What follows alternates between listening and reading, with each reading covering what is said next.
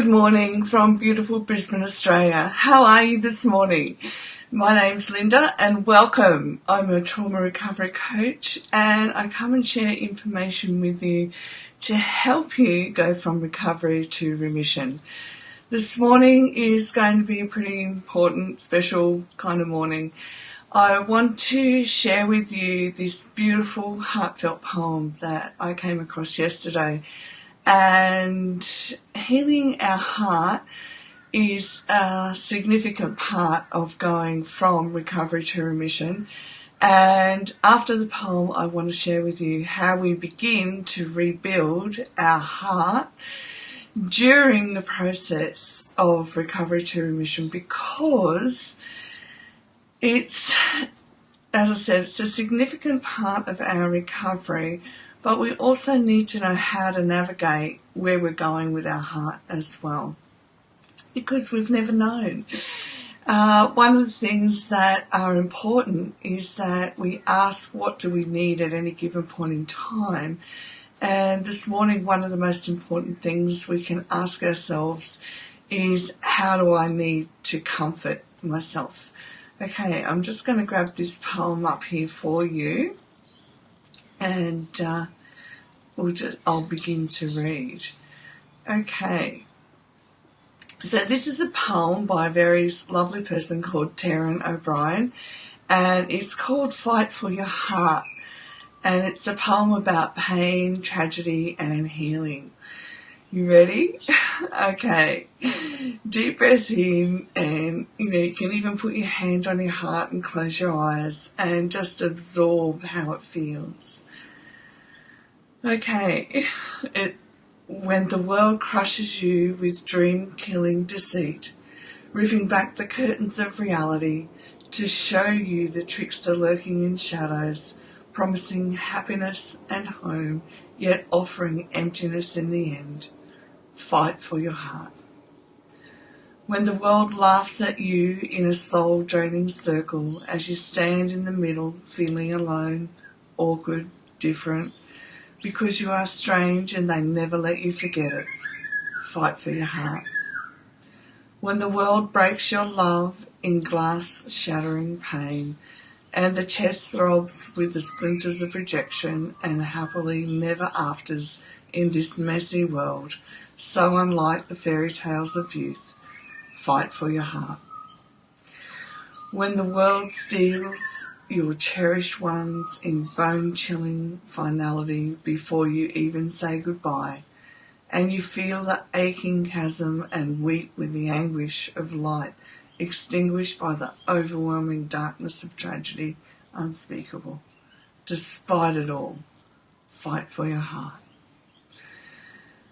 When I read that yesterday, it really touched my heart so deeply, of what we go through in life, how messy life is, and how unspeakably cruel life can be. But despite it all, we're going to fight for our heart. So how do we begin to fight for our heart and to fight to love in a world that, when we were so young, showed us that it can be so cruel? And how do we begin to believe and have hope that we can make it through from recovery to remission? So we begin to fight for our heart, and we do what I call the rebuild. We rebuild our heart by beginning to acknowledge how painful it was, but we don't stay in the pain, because our brain and our body are already living in so much pain that we don't need to revisit the past. We know that it's there. Why do we begin to rebuild our heart? Because the heart is where we truly live, move, breathe, and feel the joys of life. We have to deal with our brokenness.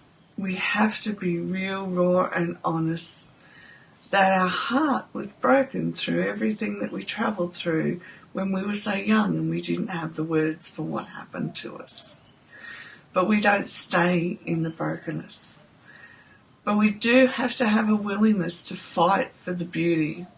We have to fight with every ounce of strength for the beauty of the heart, because it's in our heart that we begin to have hope, that we can transform our lives, and that we can indeed have the life and the dreams come true that are birthed in our heart. We begin to pick up the pieces, and we have faith, we have hope, we choose forgiveness, we choose joy, and more than anything, and the greatest of all of these, is love. We choose that we are safe to feel love again, that we are safe to navigate the path of life with love, that we are safe and we can manage how we go about building love into our life again.